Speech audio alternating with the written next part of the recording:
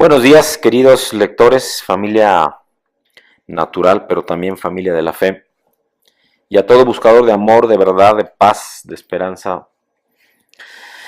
Bendiciones, bienvenidos. A quienes escuchen en las redes sociales también bienvenidos. Y esta mañana el Señor continúa con esta nueva serie de mensajes y su ministración en ellos. Por lo anterior es que ahora nos va a llevar a profundizar para que recibamos de Él su regalo de vida eterna.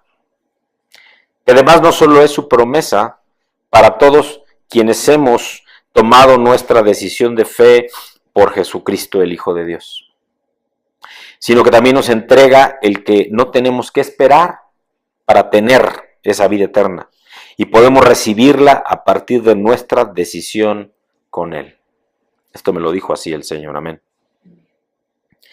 Y el mensaje esta mañana del domingo 23 de abril del año del Señor 2017 lleva por título Salvación y renuevo, fruto de vida eterna. Salvación y renuevo, fruto de vida eterna. El propósito, pues, es el que tengamos fruto de vida eterna en esa visión de salvación y renuevo y que corresponde a nuestra asamblea número 89. Y el fundamento que el Señor me entregó para el compartir esta mañana este mensaje, se encuentra en el capítulo 10 de Juan, los versículos 28 y hasta el 30. Voy a leer de la versión Nueva Traducción Viviente que dice: Les doy vida eterna y nunca perecerán. Nadie puede quitármelas porque mi Padre me las ha dado y Él es más poderoso que todos. Otros manuscritos dicen: porque lo que mi Padre me ha dado es más poderoso que todo. Incluso otros dicen, porque en cuanto a lo que mi Padre me ha dado, Él es más importante que todos.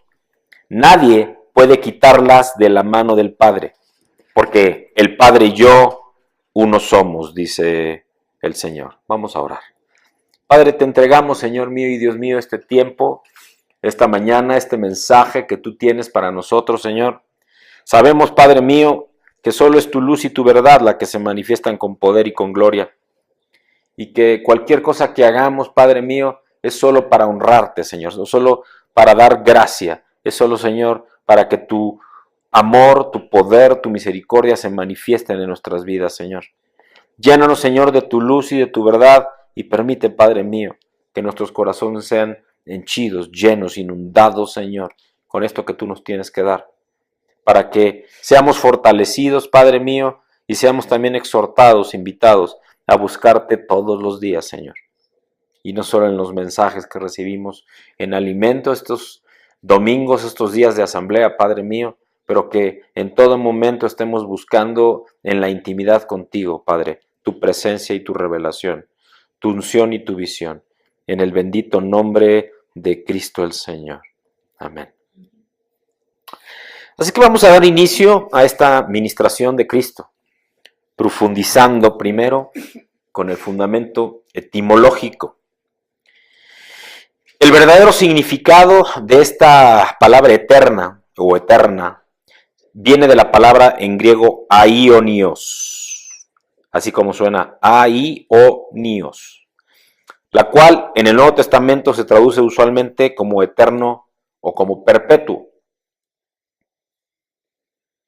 Esta es la palabra que se aplica a la vida y a la gloria eternas, que representan la más alta promesa para nosotros los cristianos, para los hijos e hijas de Dios. Y al juicio y castigo también eternos, porque aplica tanto para la vida como para el juicio y el castigo. Porque todo lo que el Señor habla, lo habla por la eternidad. Yo lo digo de esta manera, hace unas semanas el Señor me dejaba ver cómo yo vivo en un presente continuo. Para mí siempre es hoy, me decía el Señor.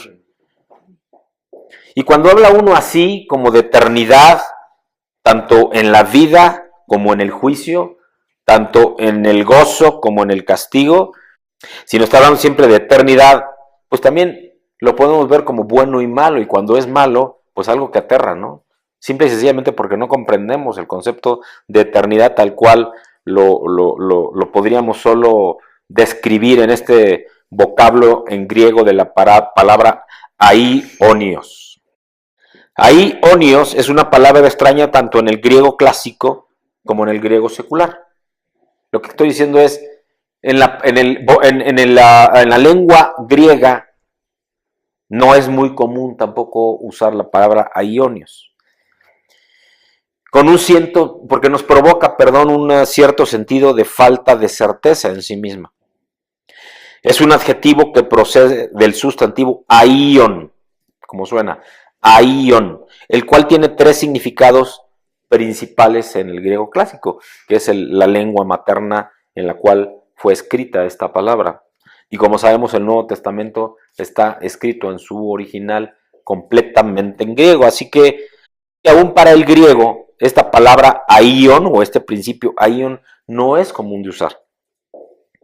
Los 3 principales significados del griego clásico de esta palabra tienen esta acepción. La primera significa curso de la vida. Este aion es un curso de la vida. Y si nos remitimos a escritores clásicos de la Grecia antigua, Heródoto habla del fin de nuestro aion. Hay un libro de Heródoto, por cierto, si quieren buscarlo, y también se divide en capítulos y en versículos, curiosamente. Así que en el capítulo 1, en el versículo 32 de Heródoto, nos habla de este aion, curso de vida. Esquilo, que es otro escritor griego, nos habla de privar al hombre de su aion, es decir, de su eternidad. Curiosamente. Eurípides, otro escritor griego, habla de aion como de exhalar nuestro último aliento. Otro segundo significado o forma de entender esta palabra es que significa siglo, que significa generación, que significa época. Por lo que los griegos hablaban del presente aion, pero también del aion futuro. Una tercera manera de interpretar en el griego, desde el origen griego, esta palabra aion es que también denota un larguísimo espacio de tiempo, como eones. Hoy en día, en el castellano, ese aion se ha traducido como eones, no aiones, sino eones, como mucho tiempo, muy largo tiempo, muchos siglos. La frase preposicional ap aionos significa desde hace mucho tiempo, y di aionos quiere decir perpetuamente, para siempre. Y es precisamente aquí donde comenzamos a tropezar con la falta de certeza, porque en griego tiene muchos usos la palabra aion. En los papiros antiguos leemos acerca de las multitudes congregadas en las calles que gritaban al emperador Eiston Aiona. Es decir, alababan a un emperador y le decían Eiston Aiona, que significa el emperador para siempre. Aionios, el emperador para siempre.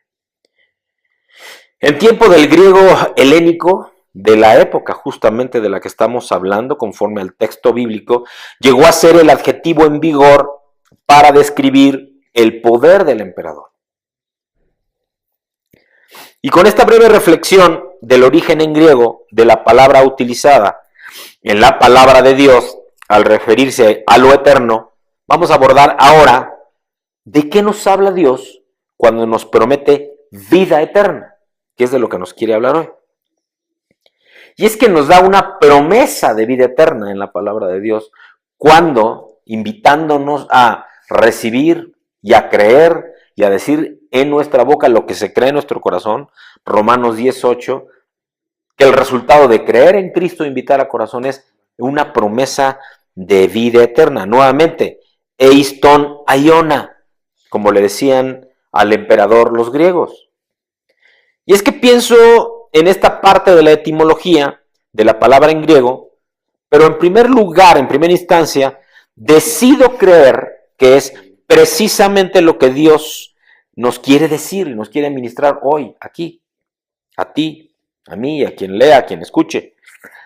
Y haciendo un pequeño cambio de palabras de lo dicho unos minutos atrás, entonces Eiston Aiona dice, Dios es para siempre. Así como habla del emperador para siempre, déjame decírtelo así, Dios es para siempre, Eiston Aiona. Y esa es precisamente una de las enseñanzas fundamentales en su palabra y parte del fundamento de nuestra fe. Esto es, Dios es para siempre, ¿qué? Dios siempre está ahí para nosotros. Porque en ocasiones vivimos a un Dios que en nuestra mente pareciera a veces estar y a veces no estar. Sobre todo cuando pasamos por tiempos de angustia o de tribulación o de prueba o de situaciones que no comprendemos. En la semana, hablando con mi mamá natural, pues quiero decir, por la situación de mi hermano, que todavía está en proceso de recuperación, hablábamos un poco de esto, ¿no? Y ella decía, hijo, ella es una mujer de mucha fe, es una mujer que todo el tiempo está buscando a Dios y pidiendo por sus hijos, y pidiendo por la gente, y pidiendo por todo el mundo, ¿no? Le duele cuando ve a un niño en la calle, le ve cuando ve gente abandonada, le duele. Y ella me decía, a veces mi mente me lleva a pensar por qué Dios lo permite, pero mi corazón de inmediato cambia y me pongo simplemente a interceder, ¿no? Ella dice a rezar, porque ella nació en una casa, así fui yo, de origen católico, aunque ella en realidad no busca a la Virgen, solo busca a Dios y a Cristo, ¿no? Así que, aunque ella no lo sabe, ella es cristiana. Y esa es precisamente esta enseñanza de la que quiere hablarnos hoy Dios. Dios siempre es y Dios siempre está ahí para nosotros. Y ella lo sabe. Por eso es que dice, prefiero no pensar en todas esas situaciones que la mayoría dicen que porque Dios las permite, pero yo simplemente me pongo a interceder por esas gentes y que Dios tenga misericordia. Ahora bien, ¿qué es la vida eterna? La mayoría de las personas podría responder que la vida eterna es lo que le sucede a nuestra alma después de que nuestro cuerpo muere. La mayoría de las personas y aún los hijos de Dios en verdad no saben lo que es la vida eterna. Porque tenemos un concepto muy natural, un concepto razonado. Y entonces basta el poder llegar a saberlo a partir del momento de morir. Eso es lo que piensan de la vida eterna. Es decir, yo muero y voy a la vida eterna si estoy con Dios. Eso es lo que la religión tradicional enseña, pero también lo que en términos racionales naturalmente pensamos. En Lucas 16, de los versículos 19 al 31, la palabra de Dios nos enseña al respecto de esto precisamente. Y dice, Jesús dijo, había un hombre rico que se vestía con gran esplendor en púrpura y lino de la más alta calidad y vivía rodeado de lujos. Tirado a la puerta de su casa había un hombre pobre llamado Lázaro, quien estaba cubierto de llagas. Mientras Lázaro estaba tendido, deseando comer las sobras de la mesa del hombre rico, los perros venían y le lamían las llagas abiertas. Con el tiempo, el hombre pobre murió y fue llevado por los ángeles para que se sentara junto a Abraham en el banquete celestial. En cambio, el hombre rico también murió y fue enterrado y fue al lugar de los muertos. Allí en el medio del tormento vio a Abraham a lo lejos, con Lázaro junto a él. El hombre rico gritó, Padre Abraham, ten piedad. Envíame a Lázaro para que moje la punta de su dedo en agua y refresque mi lengua. Estoy en angustia en estas llamas. Abraham le dijo, Hijo, recuerda que tuviste todo lo que quisiste durante tu vida, y Lázaro no tuvo nada. Ahora él está aquí recibiendo consuelo, y tú estás en angustia. Además, hay un gran abismo que nos separa. Ninguno de nosotros puede cruzar hasta allí, y ninguno de ustedes puede cruzar hasta aquí. Entonces el hombre rico dijo, por favor, Padre Abraham, al menos envíalo a la casa de mi padre. Tengo 5 hermanos, y quiero advertirles que no terminen en este lugar de tormento. Abraham le dijo, Moisés y los profetas ya les advirtieron. Tus hermanos pueden leer lo que ellos escribieron. Y el hombre rico respondió, no, padre Abraham, pero si les envía a alguien de los muertos, ellos se arrepentirán de sus pecados y volverán a Dios. Pero Abraham le dijo, si no escuchan a Moisés y a los profetas, no se persuadirán por más que alguno se levantara de los muertos. Palabra del Señor. Es una porción conocida de la palabra de Dios, no es algo nuevo y es algo que seguramente hemos escuchado y se ha utilizado en muchas enseñanzas al respecto de lo que Dios nos quiere decir. Pero entonces, ¿cuál es la verdadera enseñanza en este pasaje de la Biblia? Y es que tenemos que escuchar con atención, no solo leer. No se trata solo de razonar. Lo que pasa es que Dios quiere que sepamos lo que es la vida eterna y que la recibamos hoy, no hasta que muramos, así como este hombre rico. ¿Cómo obtengo entonces la vida eterna? Juan 17:3 dice, la manera de tener vida eterna es conocerte a ti, el único Dios verdadero, y a Jesucristo, a quien tú enviaste a la tierra. Palabra del Señor. Es clarísima la palabra de Dios. Y la manera de tener vida eterna es conocerte a ti, al único Dios verdadero, y a Jesucristo, a quien tú enviaste a la tierra. Juan 17:3. Conocerlo. ¿A quién? A Dios, al Padre, al Hijo, y permítanme adicionar entonces al Espíritu Santo, porque son uno.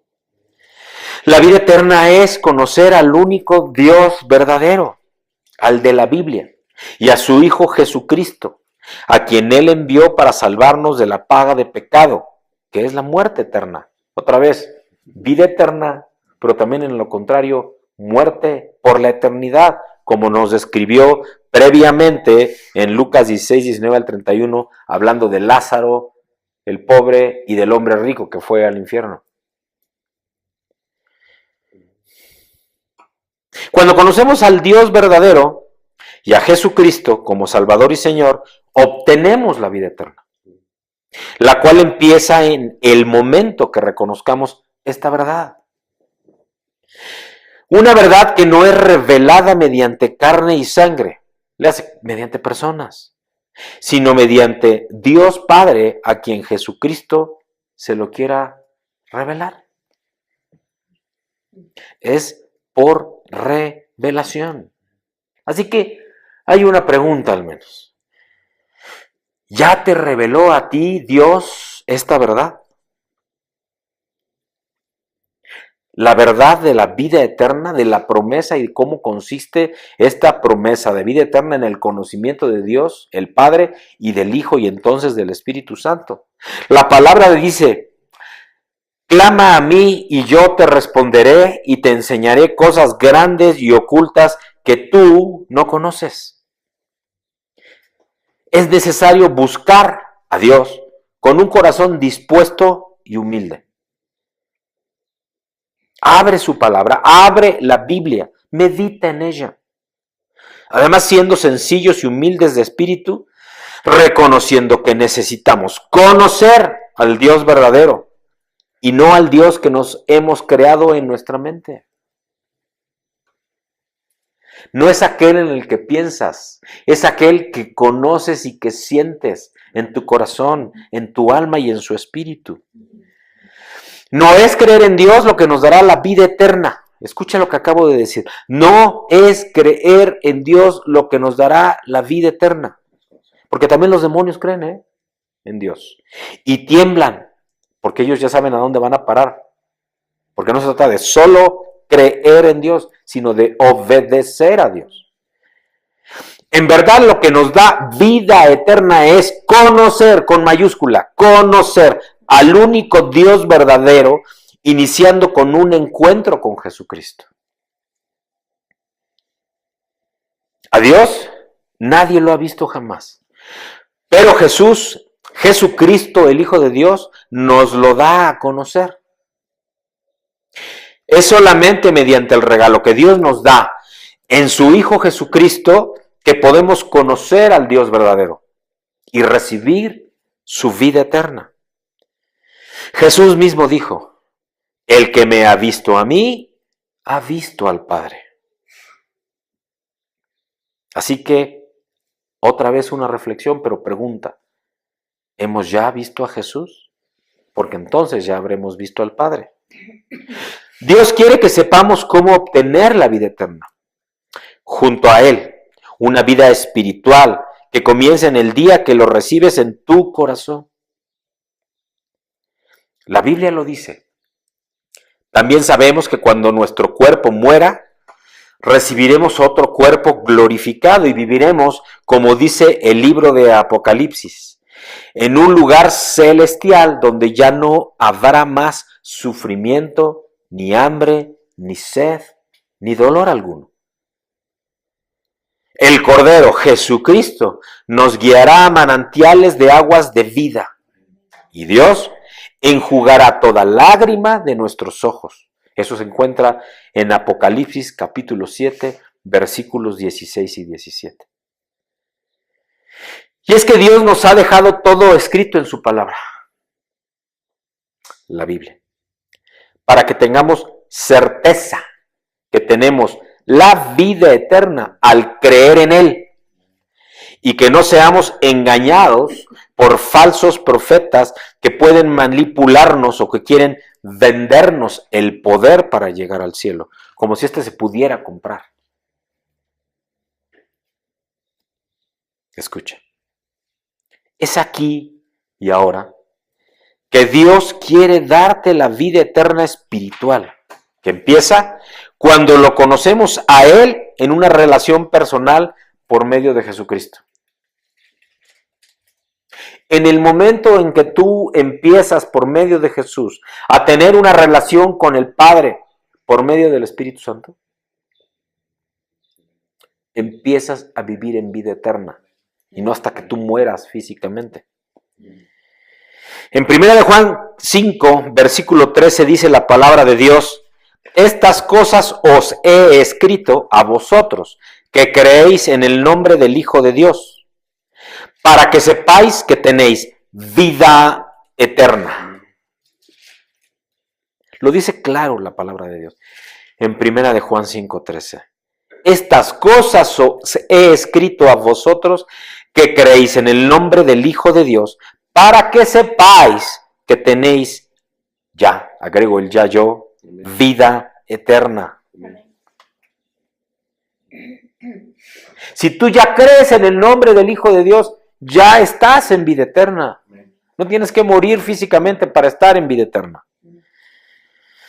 No es para los que creen en un Dios con D minúscula, sino para los que creemos en el nombre del Hijo de Dios, en Jesucristo, los que conocemos que tenemos desde ahora la vida eterna.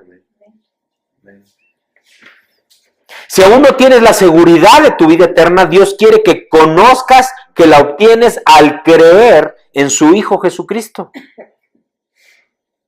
Así es que te invito a que recibas el regalo de salvación y vida eterna hoy. Si aún no lo tienes, tú que me estás escuchando o leyendo en las redes sociales, ahora mismo quienes estamos acá, Jesús entrará en tu corazón si tú se lo abres. Y el Espíritu Santo te guiará a toda la verdad de la palabra de Dios. Ello traerá convicción de pecado a tu vida. Recibirás el don del arrepentimiento. Sabrás que Jesús fue a la cruz para perdonar a todos tus pecados. Aunque en ocasiones quieras llamarlo errores o ignorancia, Dios nos dice que son pecados, no errores o ignorancia. Y entonces obtendrás una nueva vida en Él y la certeza de la vida eterna.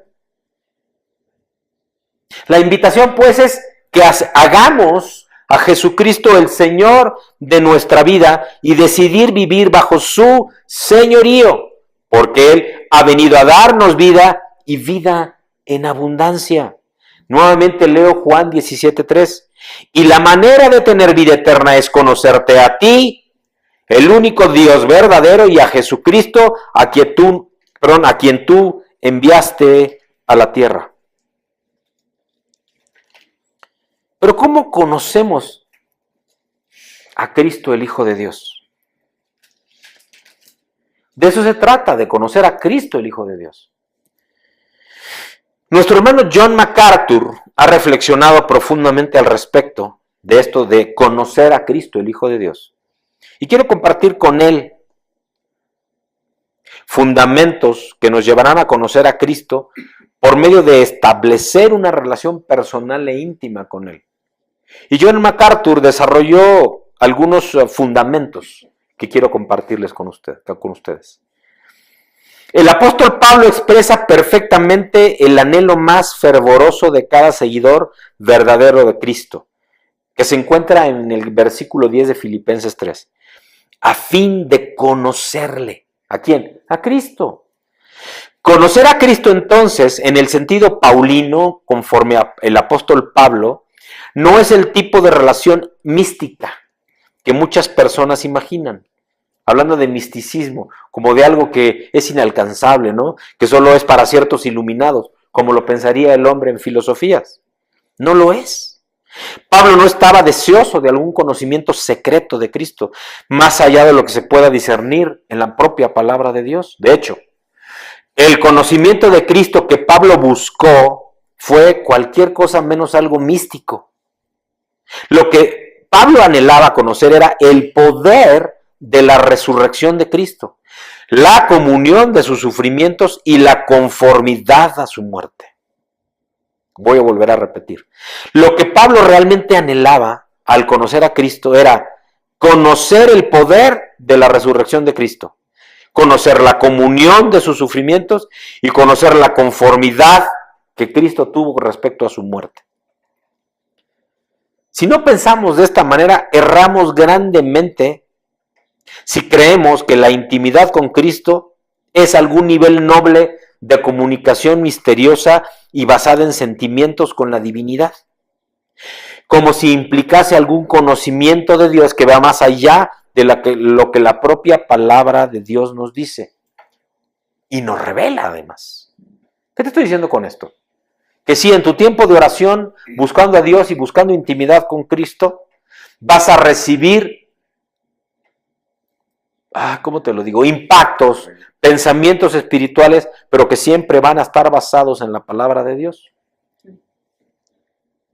Cuando lo pensamos de la manera contraria, que son impactos que se reciben de una manera misteriosa, eso es justo el centro, el corazón de lo que es la herejía gnóstica, que no tiene nada en común con el cristianismo verdadero. Así que nos vamos a hacer dos preguntas para entrar en estos 5 aspectos de una intimidad verdadera con Cristo. Y esas dos preguntas son, ¿qué queremos decir entonces cuando hablamos de intimidad con Cristo? Y la segunda pregunta es, ¿cómo podemos buscar el conocer a Cristo en la forma en que Pablo tenía en su corazón en Filipenses 3:10? Conocer a Cristo, nos dijo, a fin de conocerle. Y estos 5 aspectos están desarrollados en la propia palabra de Dios. Primer aspecto o dimensión, la intimidad de la fe. Tenemos que tomar nota que el comentario de Pablo al respecto de conocer a Cristo, a fin de conocerle, dice Filipenses 3:10, él ya había pasado varios versículos describiendo su vida, ¿la cual vida? La de Pablo, antes de Cristo, en los versículos 4 al 6 de Filipenses 3. Pablo se refirió a todas las ventajas espirituales que disfrutó siendo un judío farisaico. Aunque luego da fe de que él había descartado todas esas ventajas espirituales por la causa de Cristo. En los versículos 7 y 8 de Filipenses 3 dice, pero cuántas cosas eran para mí ganancia, las he estimado como pérdida por amor de Cristo. Y ciertamente aún estimo todas las cosas como pérdida por la excelencia del conocimiento de Cristo Jesús mi Señor, por amor del cual lo he perdido todo y lo tengo por basura para ganar a Cristo. Es muy fuerte lo que Pablo escribe. Porque como fariseo, Pablo había tratado de ganar el favor de Dios por la obediencia de la ley del Antiguo Testamento, que era lo que enseñaban ancianos y sacerdotes de la sinagoga judía. Y recordemos que además Pablo no era discípulo de cualquier sacerdote, era discípulo de Gamaliel, el sacerdote supremo de la sinagoga de Jerusalén, que enseñaba que era por medio de la obediencia a la ley que iba a obtener la gracia, el favor de Dios. Pero Pablo se dio cuenta que la ley estableció un estándar que él nunca iba a poder cumplir. Y así como Pablo desechó todas sus obras de rectitud como si fuesen trapos de inmundicia, tal cual describe Isaías en el versículo 6 del capítulo 64, es que nos enseña, es que nos invita por medio de todos los libros del Nuevo Testamento en los que él escribió o participó, como este de Filipenses 3:10. Nos quiere decir que dejó de hacer buenas obras, por supuesto, las dejó de hacer, sino que dejó de confiar en esas obras para su salvación. De hecho, él persiguió y mató cristianos pensando que estaba haciendo buenas obras para ajustarse a la ley del Antiguo Testamento. Y en lugar de todo ello, puso toda su fe en Cristo y estaba vestido en la rectitud perfecta de Cristo, en lugar de sus obras imperfectas. Esta es la doctrina conocida como la justificación por la fe. No te justifican las obras, te justifica tu fe en el Hijo de Dios, en Jesucristo. La Escritura enseña que nuestros pecados fueron imputados a Cristo, que Cristo se los quedó. Y Él pagó la pena total por ellos en esa muerte en la cruz. Ahora, la propia justicia de Cristo es imputada a nosotros. Y recibimos el mérito completo de ella, solo por creer en Él y haberlo declarado con nuestra boca porque nuestro corazón lo cree, tal cual dice Romanos 10, 8 al 10. Sin esta realidad no podríamos disfrutar ninguna relación con un Dios santo. Además, la justificación por la fe, puesto a que significa que estamos vestidos en la propia justicia de Cristo, determina la relación más íntima imaginable entre el creyente y su Señor. Es una unión espiritual que no se puede romper. Por eso es que Pablo a menudo describió a los creyentes como aquellos que están en Cristo. En otras palabras, toda intimidad verdadera con Cristo tiene su base en la fe. Tú no vas a tener intimidad con Cristo si no crees que la tienes. Aunque no la veas, aunque no la sientas. Pero si tú decidiste por Cristo, el Hijo de Dios, Él siempre está ahí. Primero, Él siempre va a estar ahí. ¿Ahí dónde? A tu lado. Y si aún más ya recibiste el bautismo del Espíritu Santo, estás lleno de Él mismo en tu corazón, en tu interior. Por eso es que dice la palabra de Dios, de tu interior correrán ríos de agua viva. ¿Cuándo? Cuando ya more en ti, no solo esté a tu lado.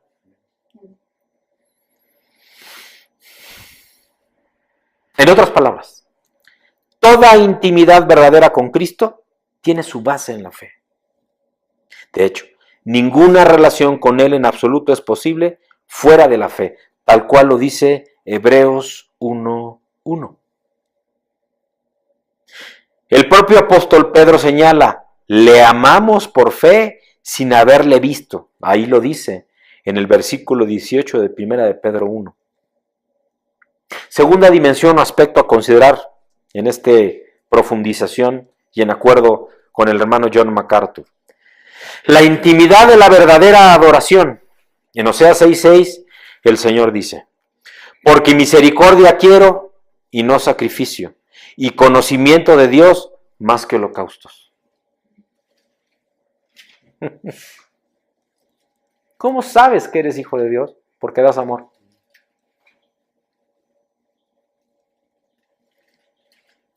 ¿Cómo sabes que estás con el Señor, el Padre, y siendo uno por medio del Espíritu Santo junto con Cristo? Porque conoces a Dios. Y cuando hablo de conocer es no que leas la Biblia, la estudies y la profundices, sino que la Biblia misma te es revelada por la visión, por la revelación que Dios te entrega en tu tiempo de oración. Y este versículo quiere decir entonces, este de Oseas 6:6 que acabo de leer, que no deberíamos imaginarnos que la adoración consista en la memorización o de la palabra, o de actos de religiosos, o de sacrificios, o de holocaustos y otras ceremonias. En lugar de eso, necesitamos darnos cuenta que la verdadera adoración está basada en el conocimiento verdadero de Dios, en tener una relación personal e íntima con Dios. Si queremos que Dios se deleite en nuestra adoración, debemos pensar correctamente acerca de Él. La misma esencia de la idolatría consiste en pensamientos equivocados acerca de Dios. Por el contrario, el conocimiento verdadero de Dios significa conocerle como Él es revelado en su palabra, pero en esa intimidad de la relación que tienes con Dios. Para exponerlo de otra manera, la sana doctrina, no la liturgia, no el ritual, no el método, no la exposición, la sana doctrina es la prueba de fuego de si nuestra adoración es aceptable, si esa adoración es olor fragante que sube hasta el trono de la gracia.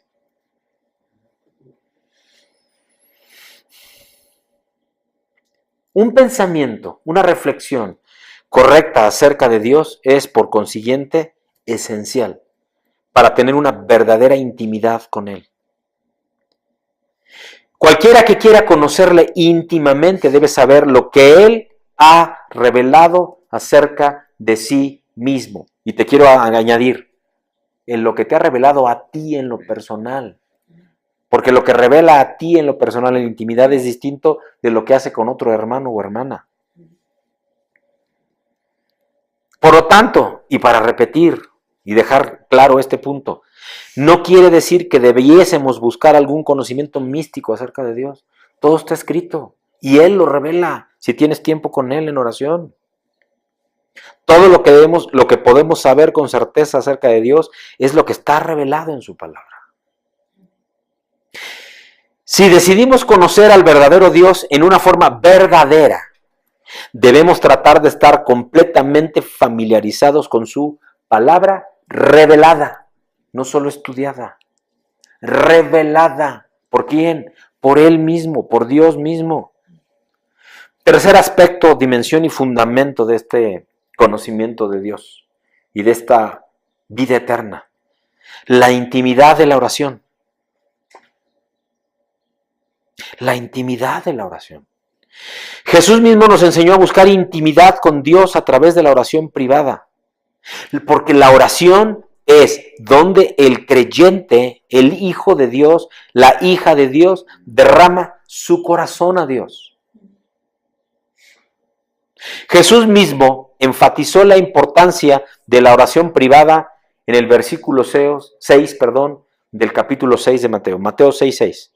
Mas tú cuando ores, entra en tu aposento y cerrada la puerta, ora a tu Padre que está en secreto, y tu Padre que ve en lo secreto te recompensará en público. Él, Jesús, confrontaba la práctica de los fariseos, quienes gustaban de orar públicamente por puro alarde, por pura presunción, como diciendo: vean, soy un ungido de Dios. Jesús no enseñaba que las oraciones nunca debieran ser ofrecidas públicamente, porque también hay ocasiones cuando la Escritura nos llama a una oración corporativa, a una oración en unidad, cuando está su pueblo unido como un solo hombre, tal cual dice Esdras 2:64. Pero cuando habla de esta enseñanza de tu oración a puerta cerrada, habla de la oración en esa relación personal e íntima con Él, por medio del Espíritu Santo junto con el Padre.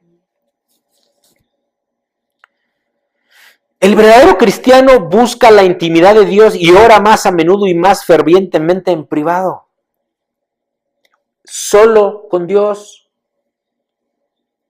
Y es que aquí hay una verdad enorme, por lo que nos dice Mateo 6. Cuando ores, cuando ores, entra en tu aposento y cerrada la puerta, ora a tu Padre que está en secreto, y tu Padre que ve en lo secreto te recompensará en público, diciéndote, eres tú y yo. Tú conmigo. Esa es la oración de poder. No estoy diciendo con esto, y nuevamente, no es que Jesús diga que no haya oración corporativa. Lo que estoy diciendo es que la primera oración que busca Dios que tengas es la tuya con Él a solas. La verdadera audiencia de todas nuestras oraciones es el propio Dios. No importa que los demás no oigan y no vean. Aún en tu casa. Es tu oración con Él. Si en verdad comprendiésemos qué privilegio tan incomprensible es ser invitados, tal cual dice la palabra de Dios, a venir confiadamente ante su trono de gracia, como Esther lo hizo ante Asuero, ¿recordarán? Seguramente pasaríamos más tiempo allí, derramando nuestros pensamientos más íntimos, nuestros miedos quizá, nuestros anhelos, nuestras expresiones de amor hacia Él. Oración íntima, personal. Mateo 6:6. Cuarto aspecto de esta intimidad para la vida eterna, la intimidad de la obediencia. En Juan 15:14 Jesús le dice a los discípulos, vosotros sois mis amigos si hacéis lo que yo os mando. Puede ser un erudito, un gran teólogo, y haber pasado por toda, déjenme decirlo así, disciplina o ciencia que Dios ha permitido al hombre, hermenéutica, homilética, teología pastoral, escatología, cualquiera de estas dimensiones, no quiero llamarle materias ni disciplinas. Sin embargo, Jesús mismo nos dice en Juan 15:14, vosotros sois mis amigos si hacéis lo que yo os mando. Obediencia quiero más que sacrificios. Otra vez, así como lo dijo en Oseas 6:6. Conocimiento y obediencia. No quiero holocausto ni sacrificios. Quiero que obedezcan y que me conozcan. De este modo, Cristo mismo hizo de la obediencia a Él un requisito absoluto para tener intimidad espiritual verdadera. Nadie puede afirmar una intimidad con Cristo cuya vida es marcada por la desobediencia en vez de la sumisión a Él, de la obediencia a Él. No podemos hablar de tener intimidad con Cristo si no obedecemos lo que Cristo nos dice. ¿En dónde? En nuestra oración personal íntima, como nos decía en el punto anterior o en la dimensión anterior, para tener esta vida eterna en intimidad. Oración personal, obediencia en la intimidad. Aquellos que se rehúsan a obedecer a Cristo como Señor no pueden afirmar conocerle. Porque una vez que tú conoces a Cristo y tienes una relación con Él y con el Padre por medio del Espíritu Santo, no te pasa ni por la cabeza no obedecer lo que Él te dice.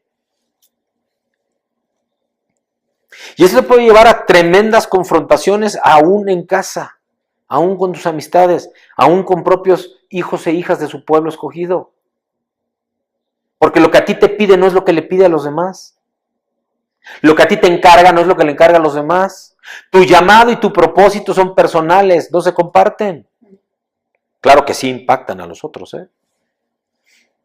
Y eso te lleva a confrontación, y te lleva quizá a discordia, te lleva quizá a no entendimiento. Porque el único que puede entender lo que Dios te dice a ti, pues eres tú mismo. Aunque para los demás sea locura.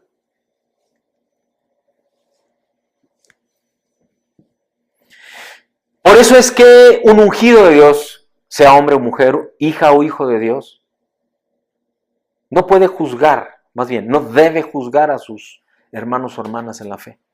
Y a nadie en general. Porque tú no sabes qué es lo que Dios les pidió.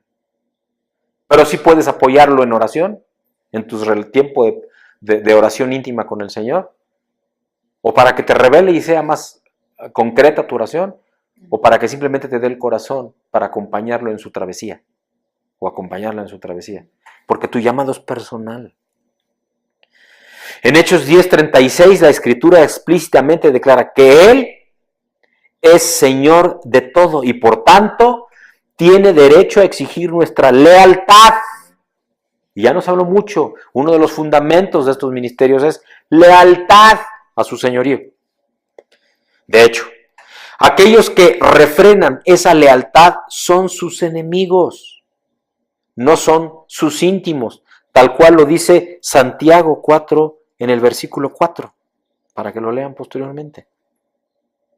Por eso es que la verdadera intimidad con Él es completamente imposible sin una rendición incondicional a su autoridad divina. Si tú estás sujeto en obediencia a su autoridad, entonces verdaderamente estás en una posición de intimidad con Dios y con Cristo por medio del Espíritu Santo. Y por lo tanto, frente a Él y junto con Él en el salón del trono, frente al trono de la gracia. Esto posiciona el asunto de la intimidad con Cristo fuera del área de lo místico, fuera de cualquier tema de pensamiento filosófico. Y la define, esta intimidad con Dios, en términos que son completamente simples. Dios es simple y muy pragmático. Porque hay intimidad o no hay intimidad. Tú tienes intimidad con una persona, y no hablo aquí de la parte carnal, estoy hablando de la parte espiritual, de la parte emocional, de la parte almática incluso, solo si tienes una relación con esa persona. Una cosa es que conozcas con C minúscula a alguien por lo que escuchas de esa persona, por lo que ves en un video de esa persona, por los libros que escribe, por las cartas que escribe, porque participas en alguna conversación con esa persona. Pero eso no te hace tener una relación, ni conocerlo con C mayúscula, si no tienes una relación íntima y personal con Él. Quinto aspecto o dimensión de esta vida eterna, la intimidad del sufrimiento.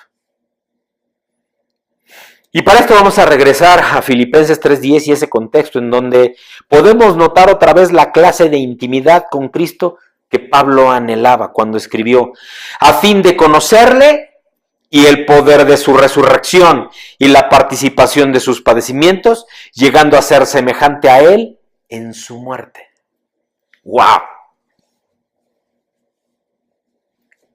Pablo escribiendo en la revelación de su relación personal por medio del Espíritu Santo con Cristo, diciendo que nada más lo puedes conocer y entender y discernir el poder de su resurrección si participas de sus padecimientos y llegas a ser semejante a Él en su muerte.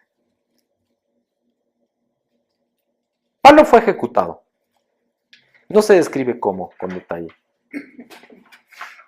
Compartió la muerte con Cristo. Todos los apóstoles originales, bueno, los de los 11, porque recordemos que uno lo traicionó, tuvieron muertes así, salvo Juan, que fue exiliado a una isla y murió de anciano en esa isla, y ahí fue donde escribió el Apocalipsis, el libro de las revelaciones que le dio Dios. Todos los demás sufrieron una muerte, alguna. Santiago fue, espadeado y lanzado de una azotea. Pedro fue crucificado, pero él no quiso hacerlo como el Señor y fue crucificado de cabeza. Y así podemos hablar. Así que al leer esto, fácilmente comprendemos por qué quiso Pablo una participación en el poder de la resurrección de Cristo. Aunque ¿Por qué quiso el apóstol conocer la comunión de los sufrimientos de Cristo y se ha conformado en su muerte? Pablo no se tuvo en sí a nada, porque ya no vivo yo, mas vive Cristo en mí, escribió él mismo en Filipenses 2. Ya no vivo yo, mas vive Cristo en mí. Podemos tener la seguridad de que Pablo no tenía un amor pervertido por el dolor y el sufrimiento.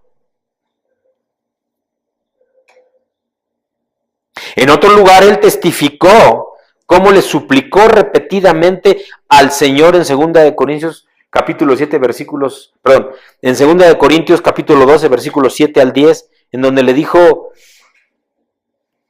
repetidamente suplicando al Señor que lo salvara de ese mensajero de Satanás, que fue como un aguijón bajo su piel. Y en medio de esa experiencia a Pablo le fue revelado que la gracia de Dios es suficiente para vernos a través de todos nuestros sufrimientos y que el poder de Dios es perfeccionado en nuestra habilidad. Bástate mi gracia, le dijo el Señor. Y entonces en tu debilidad mi poder se va a perfeccionar, le dijo. Dios le dio una medida especial de gracia a Pablo. Dios te va a dar una medida especial de gracia a todo aquel que llame a padecer sufrimiento, persecución, incomprensión, traición, que te volteen la cara, que no te apoyen, que parezca locura lo que Dios te dice y tú sigas obedeciendo, aunque los demás digan que estás loco y que eso no es el camino. En un pasaje familiar sobre las bienaventuranzas que se encuentran en el capítulo 5 de Mateo, Jesús dijo esto acerca del sufrimiento en los versículos 10 al 12. Bienaventurados los que padecen persecución por causa de la justicia, porque de ellos es el reino de los cielos. Bienaventurados sois cuando por mi causa os vituperen y os persigan y digan toda clase de mal contra vosotros, mintiendo. Gozaos y alegraos, porque vuestro galardón es grande en los cielos, porque así persiguieron a los profetas que fueron antes de vosotros. Palabra de Dios. Hay una bienaventuranza especial y conocida solo por los que sufren por causa de Cristo. Y que conste, cuando hablo de sufrir, no solo hablo de que me persigan para apedrearme y matarme y quemarme vivo. Cuando hablo de persecución, hablo de juicio, de chisme, de pleito, de no entendimiento, de tristeza, de amargura. Te estoy hablando de eso también. Aquellos que anhelan una intimidad verdadera con Dios, con Jesús por medio del Espíritu, deben estar dispuestos a padecer lo que Él padeció. Así es que vamos a concluir.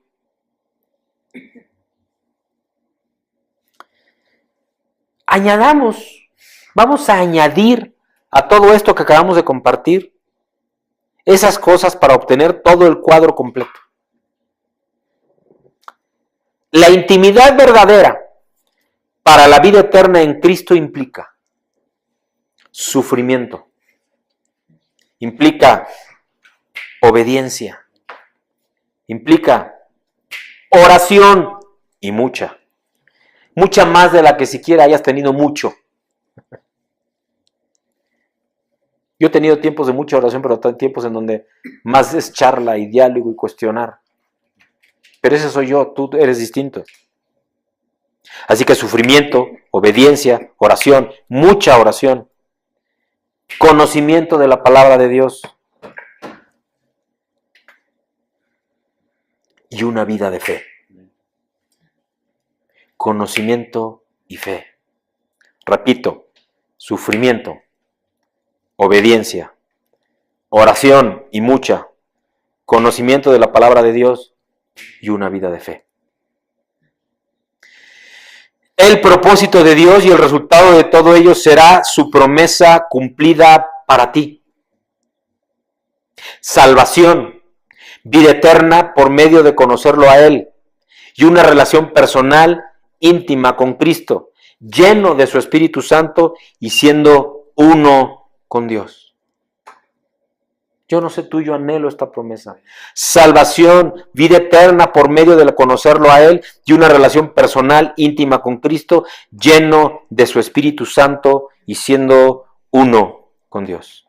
Así que en el nombre del Señor vamos a orar, vamos a entrar en este tiempo de adoración y de oración. Padre, te damos gracias, Señor, y sabemos, Padre mío, que es tu luz y es tu verdad, Padre bendito, la que se manifiesta con poder y gloria, Señor. Llénanos, Señor, y háblanos, Padre bendito, porque sabemos, Padre mío, que en esa gracia bendita, en ese amor y en esa misericordia, hablas, Padre, y bendices. Sumérgeme, Señor, en tu gloria. Sumérgenos, Señor, en tu gloria. Y que eso que has hablado hoy, Padre, impacte nuestros corazones. No solo para salvación, Señor mío, sino para que esa vida eterna que tú nos prometes se manifieste, Señor. Pero que implica sacrificio, Padre. Significa obediencia, sufrimiento, persecución quizás, Señor. Pero sobre todo, tener comunión y conocerte y conocer tu palabra y recibir revelación por medio de tu Santo Espíritu, Señor. Llénanos, Señor, de tu luz y de tu verdad, para que en todo tiempo y en todo momento la luz de tu rostro se refleje y nuestros corazones sean avivados para seguirte y obedecerte, Señor. Y entonces, Padre, estar siempre sumergidos en tu gloria delante de ti, junto a ti en el trono de la gracia, porque tú habitas en nosotros, Señor. Te lo pedimos, Padre mío, en el bendito nombre de Cristo el Señor.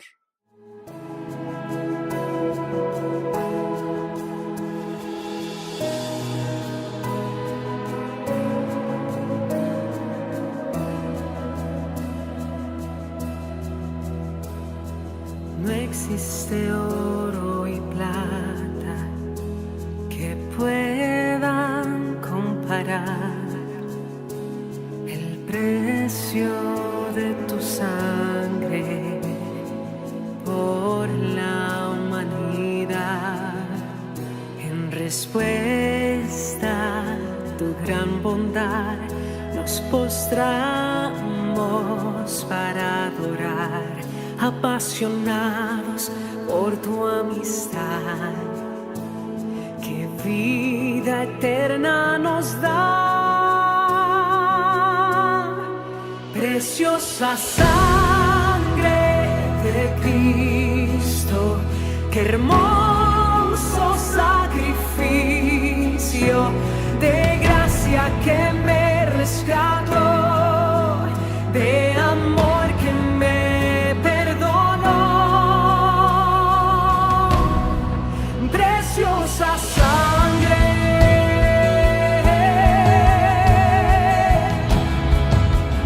oh Rey de gloria, tú mi Salvador.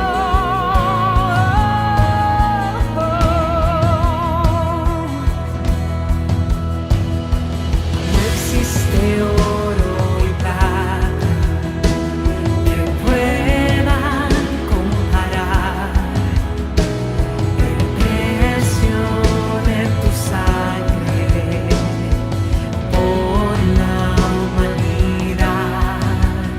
En respuesta a tu gran bondad, nos postramos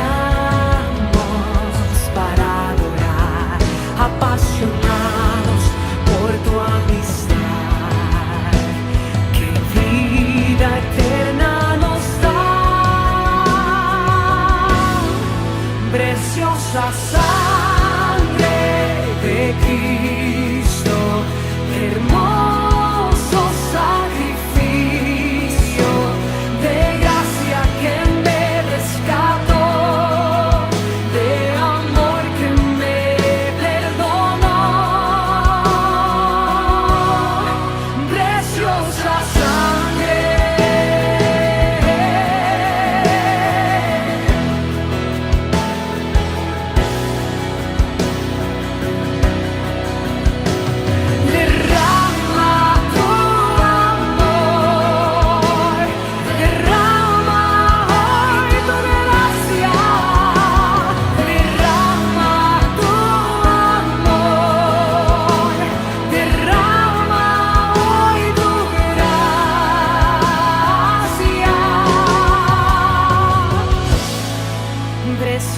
corazón.